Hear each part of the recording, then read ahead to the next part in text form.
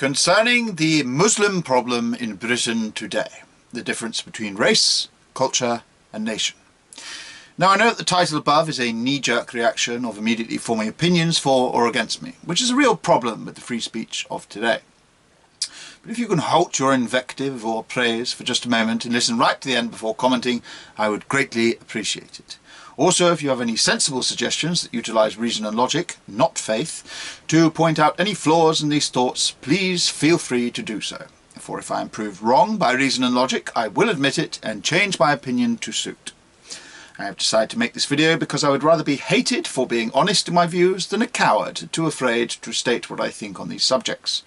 This is not written and narrated to promote hate, it is written and narrated as an honest examination of some real problems that need addressing before it's far too late.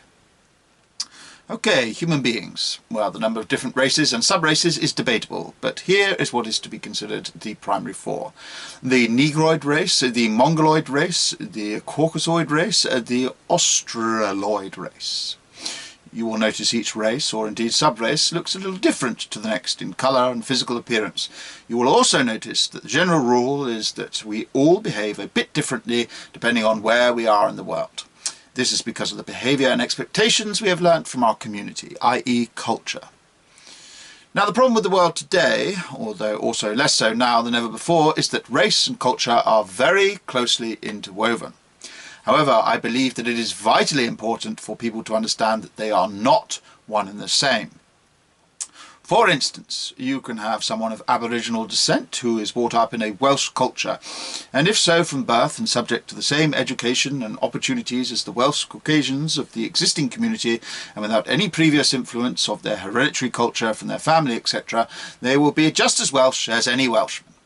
The only thing that will continue to differentiate them from the majority of others will be the superficial matter of their race. Don't believe me? Well, I guarantee if such a person was on a radio program, you would not be able to guess his race. Just to be clear here, before we go any further, here is my stance on actual racism, i.e. discriminating against or hating someone, and here's the all-important word, solely based on their physical attributes, such as skin colour. I deem such things as this to be wholly ignorant and immoral. This is because race, just like sexual preference, gender, or certain disabilities, is a predetermined choice. It was made for us before we were born. So far as I know, we have had no logical control over it whatsoever.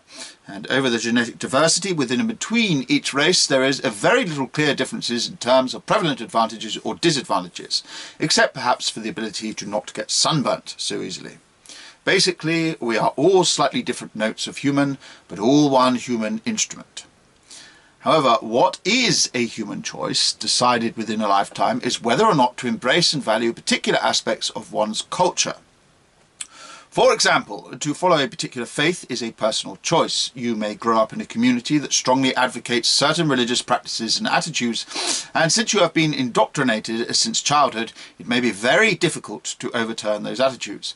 But it is still a personal choice that can be made, no matter the weight of tradition or social pressure associated with it. You can always choose which part of one's culture you wish to adopt, or you can choose not to follow any of it at all if you see no worth in it.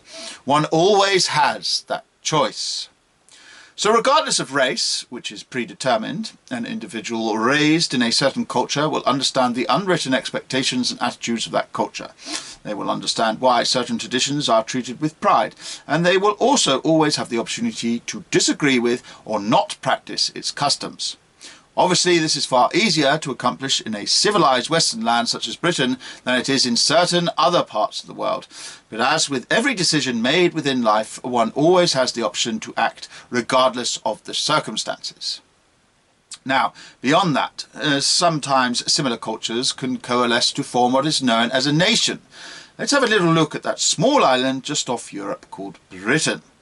The nation of Britain is made up from the lands of several cultures: the Cornish, the Welsh, the English, the Scottish, the northern part of Ireland, and the people from most of the surrounding smaller islands too.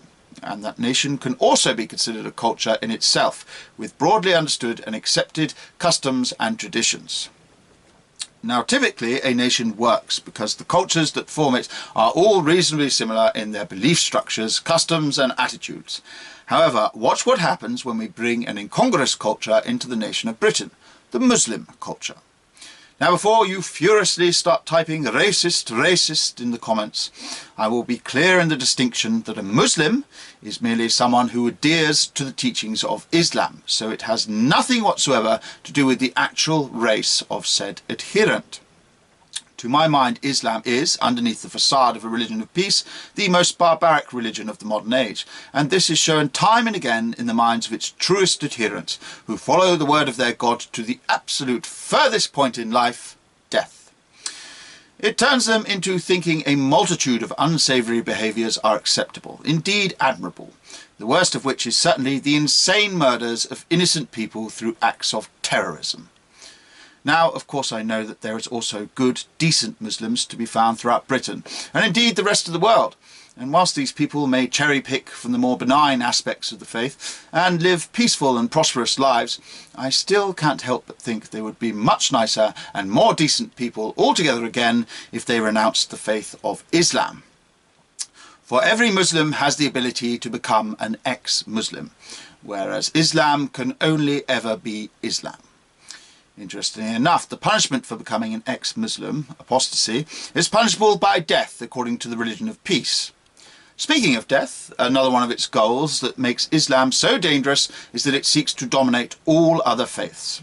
And believe me, it is no falsehood to state that certain Muslims will use any methods necessary to further this particular goal. In fact, this process can be openly seen occurring on British soil today.